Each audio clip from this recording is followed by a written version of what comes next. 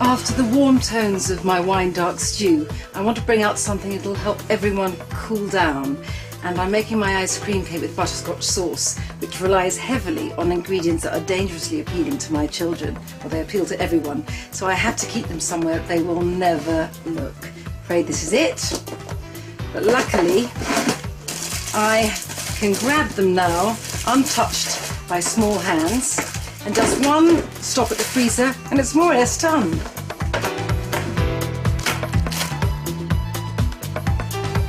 Spectacular though this cake is, you need just ordinary, regular vanilla ice cream for it.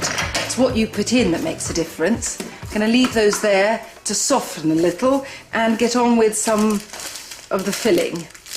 You need 150 grams of bourbon biscuits, and I like to use some honeycomb, chocolate covered for preference, about a 40-gram bar,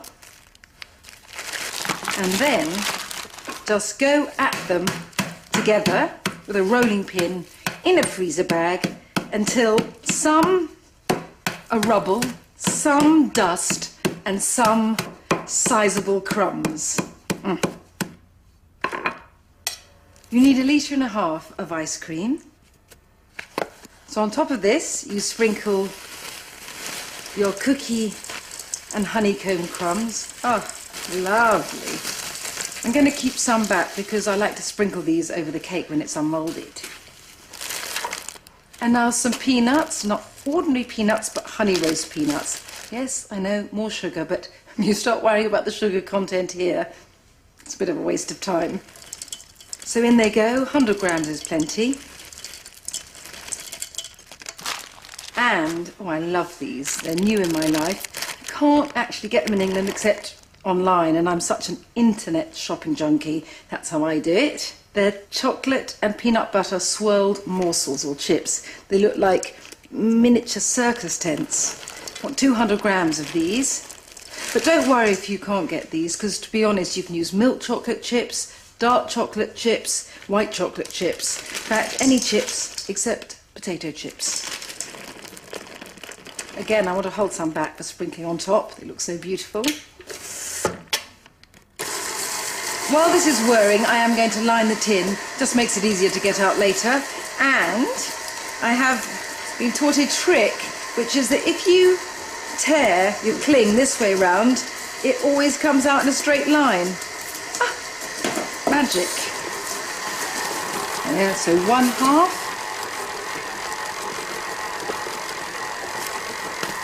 The other half. You get a few creases because I haven't done it that neatly, but that doesn't matter. Once it's sprinkled and served, it won't show.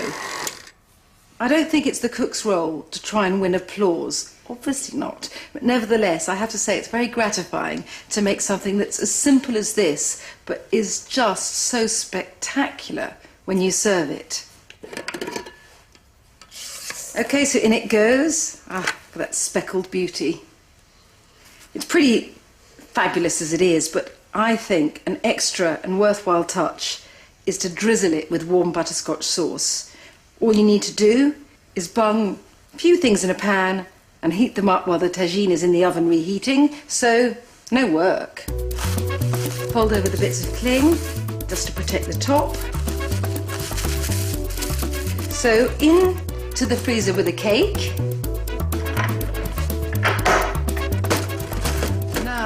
Joy of joys, the butterscotch sauce for the ice cream cake. With some cream and some butter. Always a good start to a recipe. You need about 2 tablespoons worth of unsalted butter and 2 tablespoons as well of ordinary white sugar, 3 tablespoons of light brown muscovado sugar. You can use ordinary, soft, light brown sugar.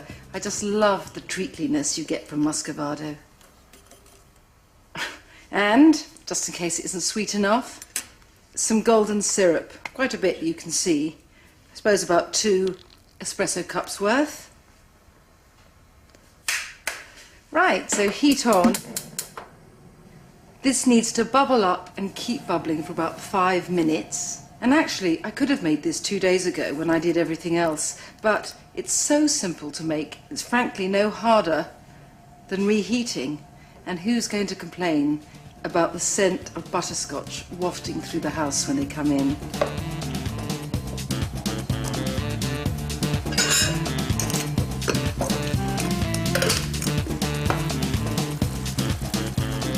Right, it's had its 5 minutes bubbling now, so a few drops of good vanilla and about 125 millilitres of double cream.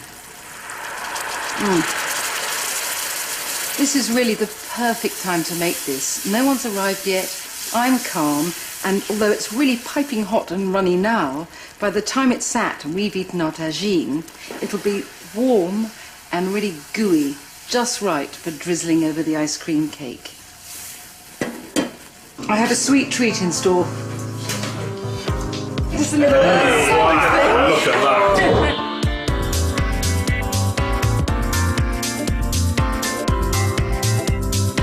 My idea of perfect dessert. Yeah, I somehow thought it might be. That's just wonderful. Oh, thank you.